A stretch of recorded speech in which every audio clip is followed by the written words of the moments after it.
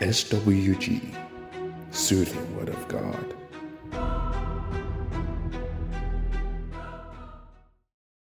First Samuel chapter 1. There was a man named Elkanah who lived in Ramah in the region of Zoph in the hill country of Ephraim.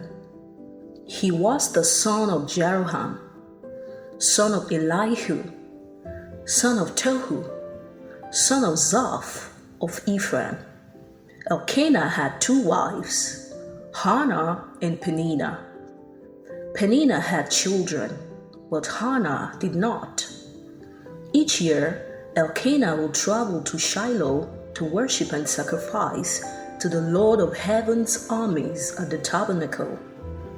The priests of the Lord at that time were the two sons of Eli, Ophni and Phinehas. On the days Elkanah presented his sacrifice, he would give portions of the meat to Peninnah and each of her children. And though he loved Hannah, he would give her only one choice portion because the Lord had given her no children. So Peninnah would taunt Hannah and make fun of her because the Lord had kept her from having children. Year after year it was the same. Peninnah would taunt Hannah as they went to the tabernacle. Each time Hannah would be reduced to tears and would not even eat. "Why are you crying, Hannah?" Elkanah would ask. "Why aren't you eating? Why be downhearted just because you have no children? You have me. Isn't that better than having 10 sons?" Once, after a sacrificial meal at Shiloh, Hannah got up and went to pray. Eli the priest was sitting at his customary place beside the entrance of the tabernacle. Hannah was in deep anguish, crying bitterly as she prayed to the Lord. And she made this vow: "O Lord of Heaven's armies, if you will look upon my sorrow and answer my prayer and give me a son, then I will give him back to you. He will be yours for his entire lifetime. And as a sign that he has been dedicated to the Lord, his hair will never be cut." As she was praying to the Lord, Eli watched her. Seeing her lips moving but hearing no sound, he thought she had been drinking. "Must you come here drunk?" he demanded. "Throw away your wine." "Oh no, sir," she replied. "I haven't been drinking wine or anything stronger, but I am very discouraged and I was pouring out my heart to the Lord. Don't think I am a wicked woman, for I have been praying out of great anguish and sorrow." "In that case," Eli said, "go in peace. May the God of Israel grant the request you have asked of him." "Oh, thank you, sir," she exclaimed. Then she went back and began to eat again, and she was no longer sad. The entire family got up early the next morning and went to worship the Lord once more. Then they returned home to Ramah. When Elkanah slept with Hannah, the Lord remembered her plea, and in due time she gave birth to a son. She named him Samuel, for she said, "I asked the Lord for him." The next year, Elkanah and his family went on their annual trip to offer a sacrifice to the Lord and to keep his vow. But Hannah did not go. She told her husband, "Wait until the boy is weaned. Then I will take him to the tabernacle and leave him there with the Lord permanently." "Whatever you think is best," Elkanah agreed. "Stay here for now, and may the Lord help you keep your promise." So she stayed home and nursed the boy until he was weaned. When the child was weaned, Hannah took him to the tabernacle in Shiloh. They brought along a 3-year-old bull for the sacrifice and a basket of flour and some wine.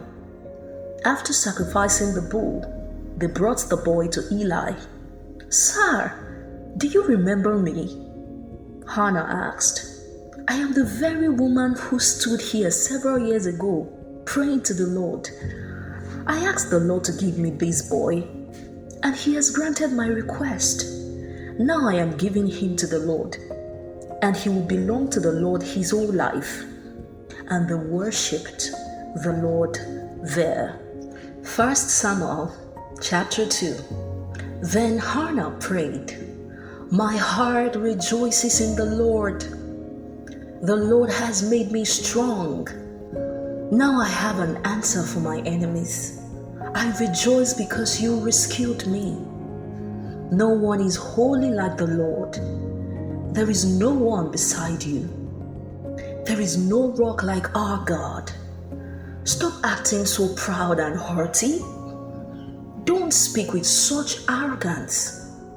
For the Lord is a God who knows what you have done.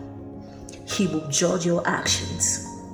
The bow of the mighty is now broken, and those who stumbled are now strong.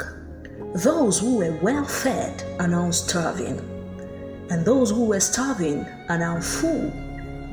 The childless woman now has 7 children, and the woman with many children wastes away. The Lord gives both death and life. He brings some down to the grave, but raises others up. The Lord makes some poor and others rich. He brings some down and lifts others up. He lifts the poor from the dust and the needy from the garbage dump. He sets them among princes, placing them in seats of honor. For all the earth is the Lord's, and He has set the world in order. He will protect His faithful ones, but the wicked will disappear in darkness. No one will succeed by strength alone. Those who fight against the Lord will be shattered. He thunders against them from heaven. The Lord judges throughout the earth. He gives power to His king.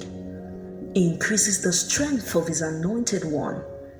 Then Elkanah returned home to Ramah without Samuel, and the boys served the Lord by assisting Eli the priest. Now the sons of Eli were scoundrels who had no respect for the Lord or for their duties as priests. Whenever anyone offered a sacrifice, Eli's sons would send over a servant with a 3-pronged fork. While the meat of the sacrificed animal was still boiling, the servant would stick the fork into the pot and demand that whatever he brought up be given to Eli's sons. All the Israelites who came to worship at Shiloh were treated this way. Sometimes the servant would come even before the animal's fat had been burned on the altar. He would demand raw meat before it had been boiled, so that it could be used for roasting. The man offering the sacrifice might reply, "Take as much as you want, but the fat must be burned first." Then the servant would demand, "No, give it to me now, or I'll take it by force." So the sin of these young men was very serious in the Lord's sight, for they treated the Lord's offerings with contempt. But Samuel, though he was only a boy, served the Lord. He wore a linen garment like that of a priest. Each year his mother made a small coat for him and brought it to him when she came with her husband for the sacrifice. Before they returned home, Eli would bless Elkanah and his wife and say, "May the Lord give you other children to take the place of this one she gave to the Lord."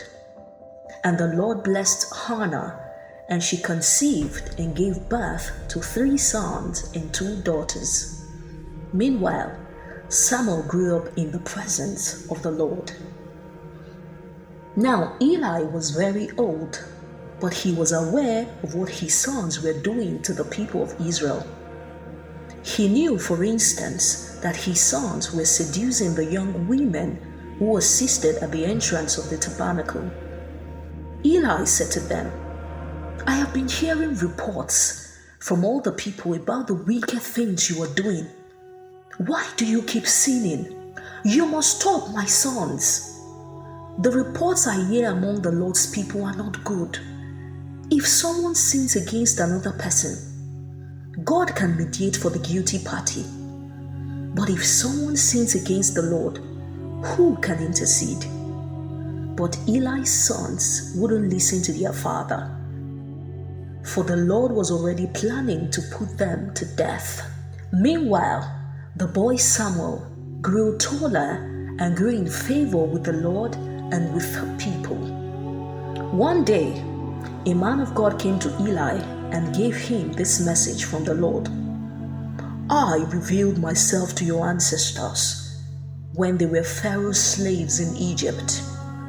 I chose your ancestor Aaron from among all the tribes of Israel to be my priest, to offer sacrifices on my altar, to burn incense, and to wear the priestly vest as he served me. And I assigned the sacrificial offerings to you priests.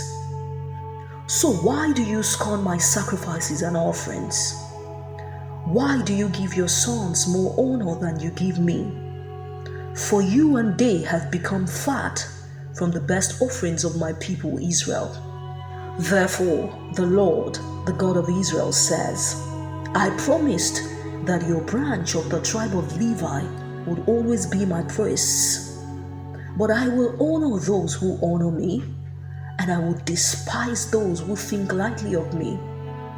The time is coming when I will put an end to your family, so it will no longer serve as my priests. All the members of your family will die before their time. None will reach old age. You will watch with envy as I pour out prosperity on the people of Israel. But no members of your family will ever live out their days. The few not cut off from serving at my altar will survive, but only so their eyes can go blind and their hearts break, and their children will die a violent death. And to prove that what I have said will come true, I will cause your two sons, Ophni and Phinehas, to die on the same day. Then I will raise up a faithful priest who will serve me and do what I desire. I will establish his family, and they will be priests to my anointed kings forever. Then all of your surviving family will bow before him, begging for money and food. Please, they will say, give us jobs among the priests so that we will have enough to eat. SWG, Soothing Word of God.